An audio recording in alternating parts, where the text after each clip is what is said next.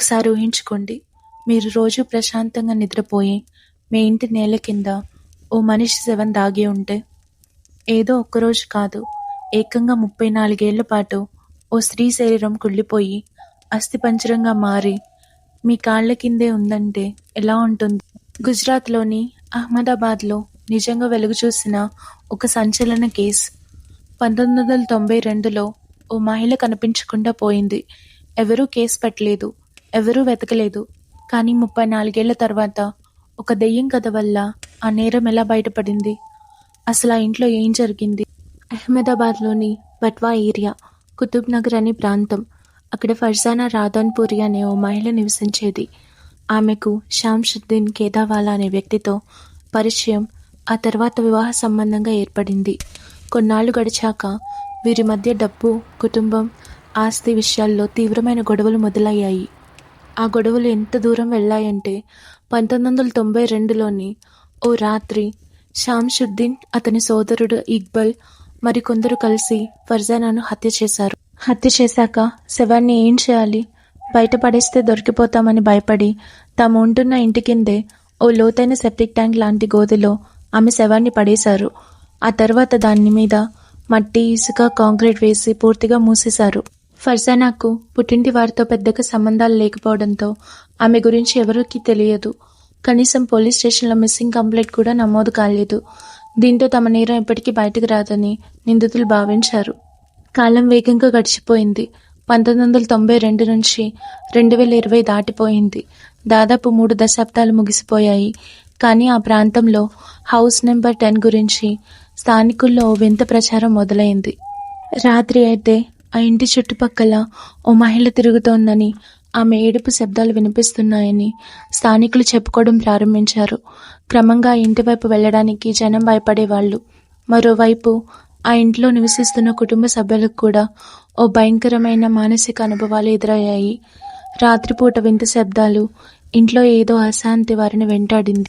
ఆమె ఆత్మ మనల్ని వదలట్లేదు, ఆమెకు శాంతి కలగాలి అని భావించి ఆ ఇంట్లో రహస్యంగా క్షుద్ర పూజలు చేయడం మొదలుపెట్టారు. కానీ తమ పాపాల్ని దాచుకోవడానికి చేసిన ఆ పూజలే అసలు నిజాన్ని బయటపెడతాయని వాళ్ళు ఊహించలేకపోయారు. ఆ ఇంట్లో తరచూ రహస్య పూజలు జరుగుతున్నాయన్న సమాచారం అహ్మదాబాద్ క్రైమ్ బ్రాంచ్ పోలీసులకు చేరింది.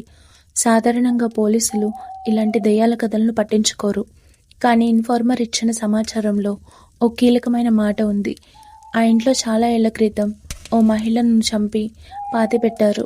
అందుకే ఆత్మను శాంతింపచేయడానికి పూజలు చేస్తున్నారని పోలీసులకు అనుమానం వచ్చి పాత రికార్డులను పరిశీలించగా 1992లో ఫర్జానా అదృశ్యమైన విషయం బయటపడింది.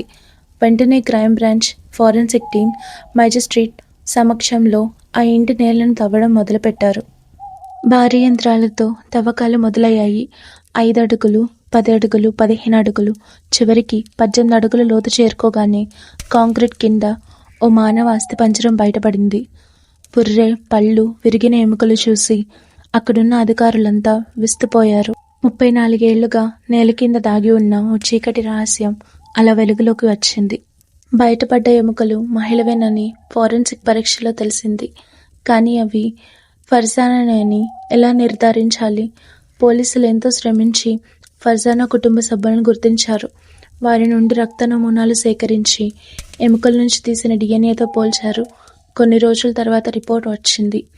డిఎన్ఏ మ్యాచ్ అయింది. ఆ అవశేషాలు ఫర్జానా రాజన్పూర్వేనని శాస్త్రీయంగా రుజువైంది.